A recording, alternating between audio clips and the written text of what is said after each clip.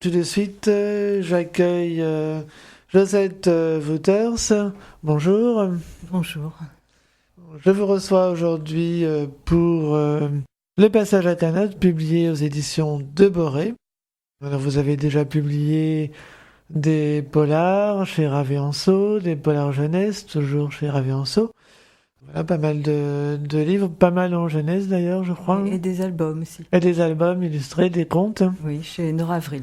Voilà, chez Nord Avril. Alors aujourd'hui, Le Passage à Canot. Le Passage à Canot raconte l'histoire d'une famille originaire de Petit-Fort-Philippe dans le Dunkerquois, dans les années 30 jusqu'à la fin des années 40. La famille, c'est celle de Fanny et de Julien, de leurs enfants Antoinette, Raymond et Maurice, que l'on verra grandir tout au long de l'ouvrage. Une famille très attachée à ce territoire maritime. Julien est un marin. Enfin, plus exactement, c'est un pêcheur à Islande. Un pêcheur à Islande. Et je dis bien à Islande et non pas en Islande. Oui, d'ailleurs, pourquoi à Islande plutôt parce que d'abord, il y a des livres précédents qui ont utilisé vraiment pêcheur à Islande, en Islande. Et le pêcheur à Islande, c'est la façon dont on le dit à Petit-Fort-Gravelines, en fait. Et ça marque davantage la longueur du temps qu'il faut pour aller jusqu'en Islande. Ah, d'accord, ouais. Donc, une famille très attachée à ce territoire maritime, mais qui devra le quitter pour l'Avesnois en 1942, la guerre étant particulièrement destructrice plus sur la côte. exactement en 1944.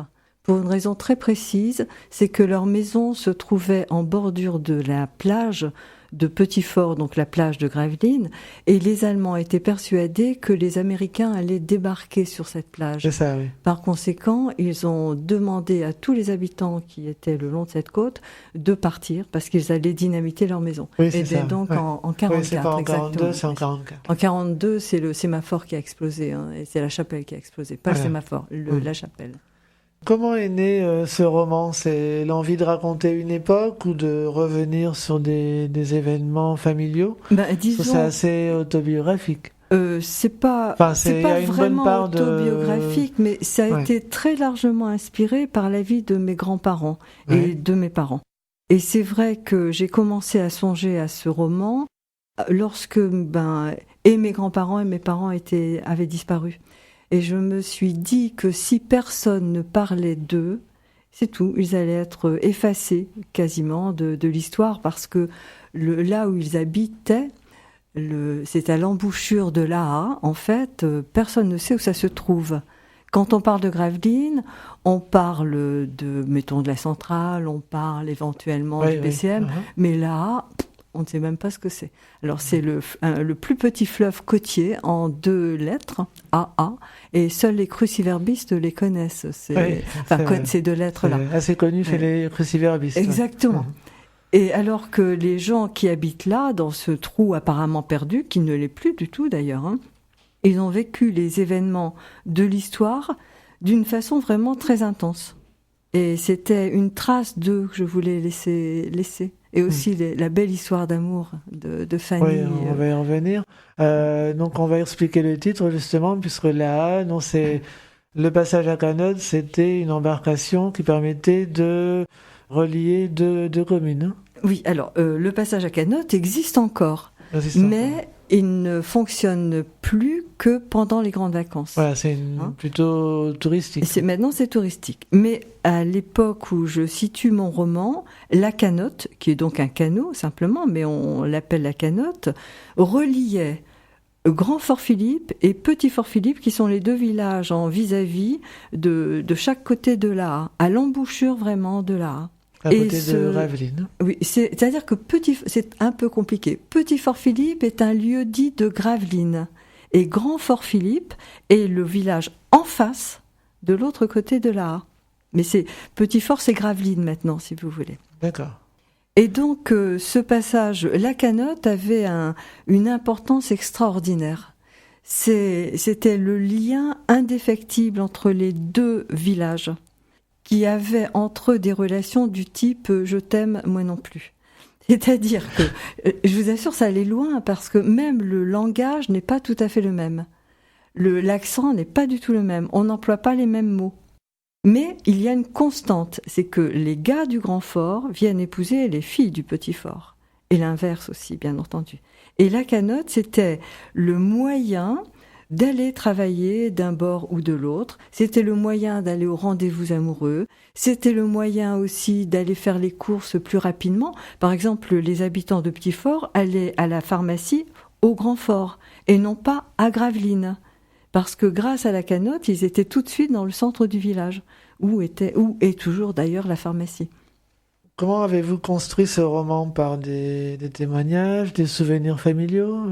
Alors, quand j'étais jeune, quand j'étais enfant, j'étais très très souvent avec ma grand-mère. Et ma grand-mère qui avait 5 sœurs.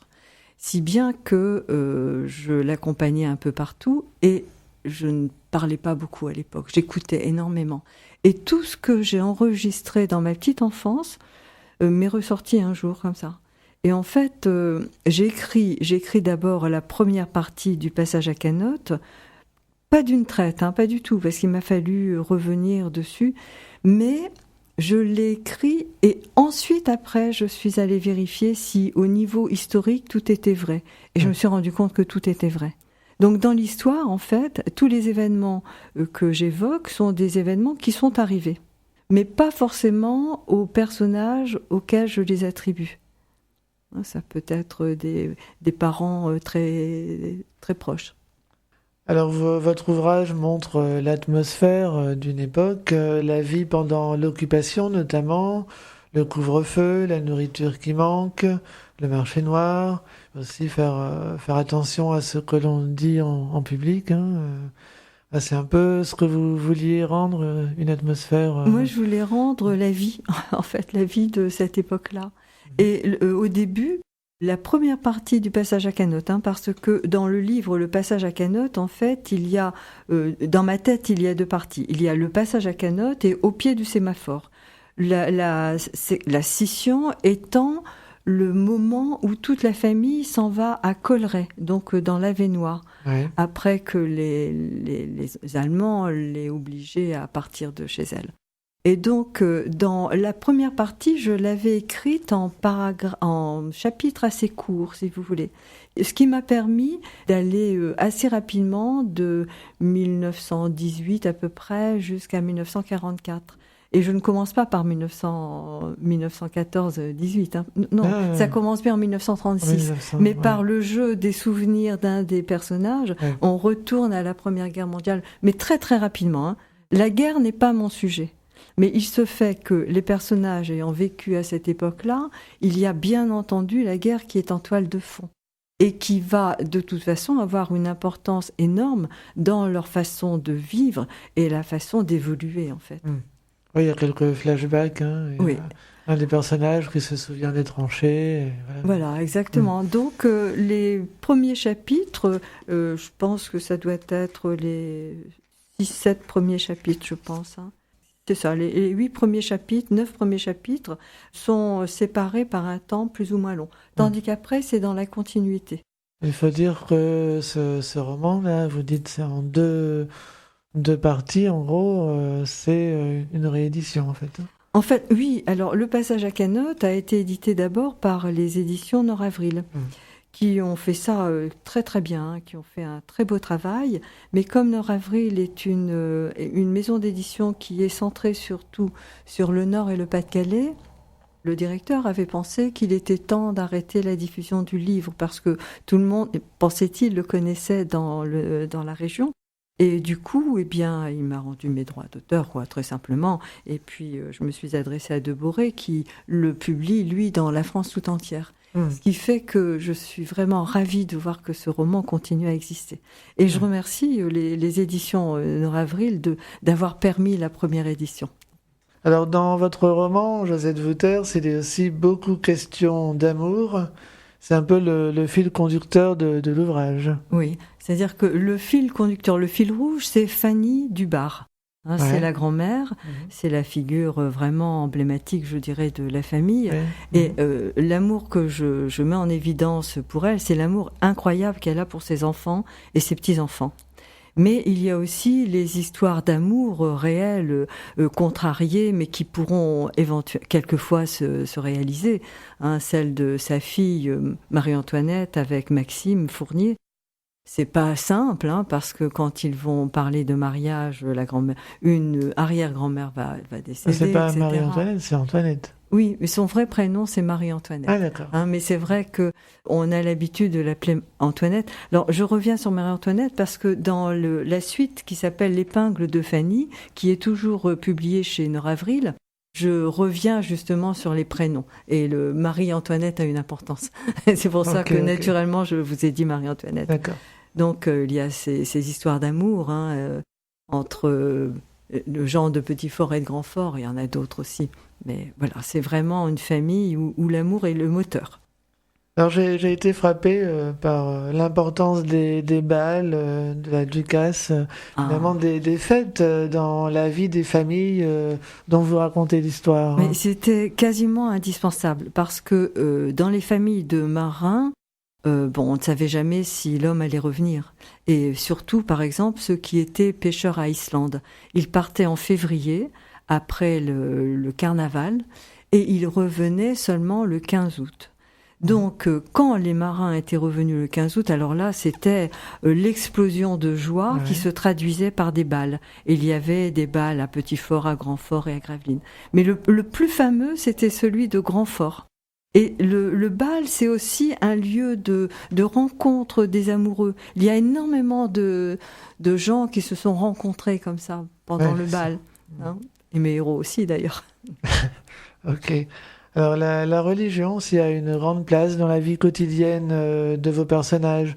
Je suppose aussi que c'est lié aussi aux besoins de protection des familles de marins. Oui, je pense que c'est ce qui fait aussi le point commun qu'il y a entre les marins et les pêcheurs. C'est ce besoin de pouvoir s'adresser à quelqu'un, demander une protection, quel que soit le lieu. Parce que, évidemment, le pêcheur a une vie aussi difficile que celle du mineur, évidemment. Et on voit bien que dans les deux communautés, les mineurs et les pêcheurs, la religion a un rôle extraordinaire. Et c'est un petit peu naturel. Alors la Saint-Jean, la Saint-Nicolas ont plus de poids qu'aujourd'hui. Oui. Et à propos de cette dernière fête, vous relatez une tradition que je ne connaissais pas. Il y a des enfants qui défilent, qui vont de maison en maison, avec une betterave illuminée et qui réclament des douceurs. Alors ça fait penser à Halloween. Oui, mais c'était Halloween avant l'heure, en fait. On creusait une betterave, parce que les citrouilles, on ne connaissait pas. Je dis on comme si j'étais de 1940. Bon.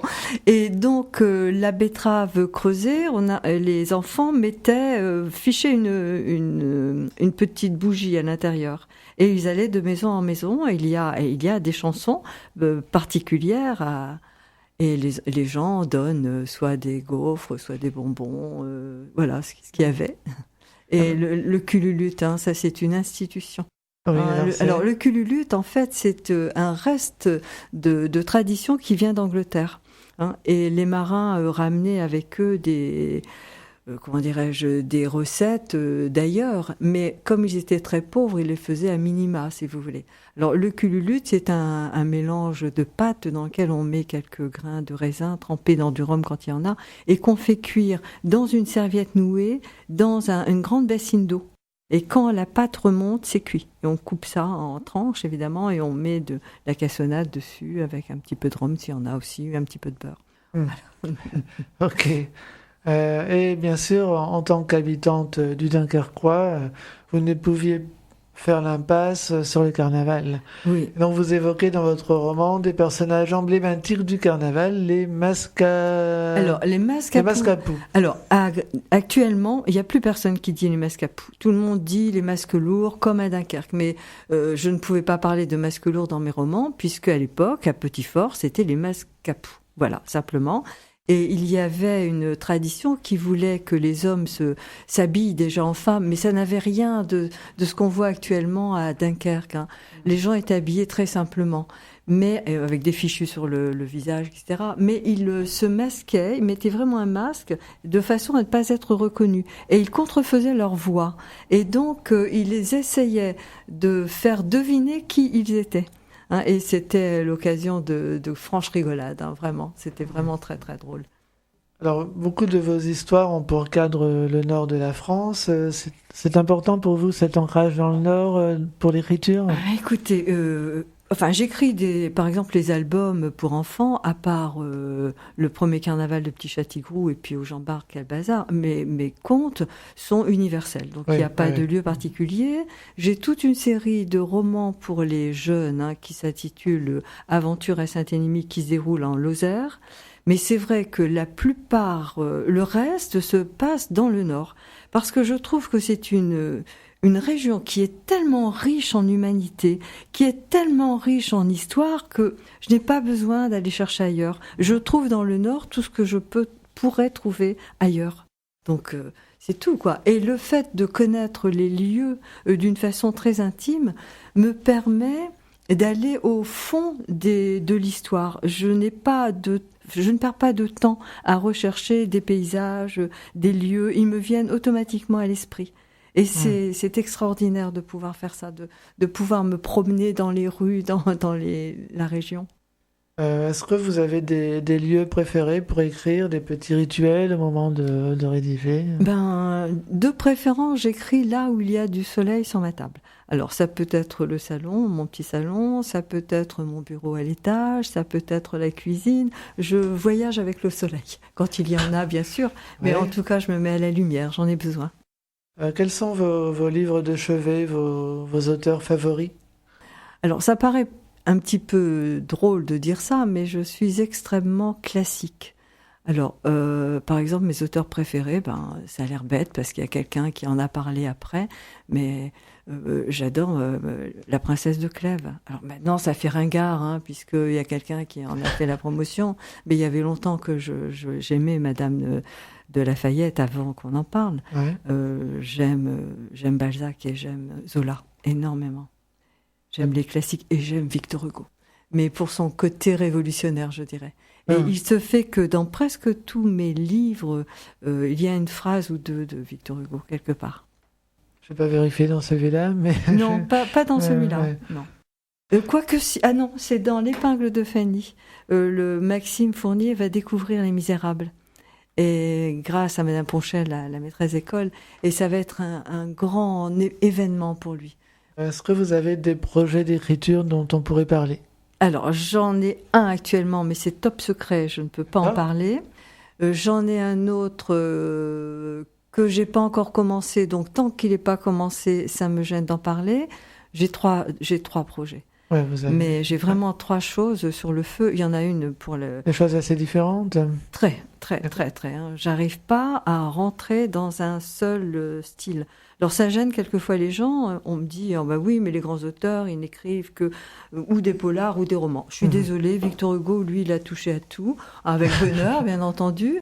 Hein, je me compare pas à Victor Hugo, bien entendu, mais je me dis que, non, il y a... Et pourquoi est-ce que j'écris des choses différentes ? Parce que les sujets qui m'intéressent se traitent mieux dans un type de roman que dans un autre, c'est tout. Le 7 novembre, Josette Wouters sera à la médiathèque de Villeneuve-d'Ascq l'après-midi. Le 8 novembre, au Salon du Livre de Coudekerque-Branche, près de Dunkerque. Les 14 et 15 à Talent de Femme à Béthune. Les 21 et 22 novembre au Salon du Touquet. Le 28 novembre au Salon de Los-les-Lilles. Le 29 à Vimereux, Salon du Livre. Et puis le 5 décembre à Saint-Omer à la librairie Alpha B, une toute nouvelle librairie. Et puis l'année prochaine, le 30 janvier, au Salon du Polar de Dainville.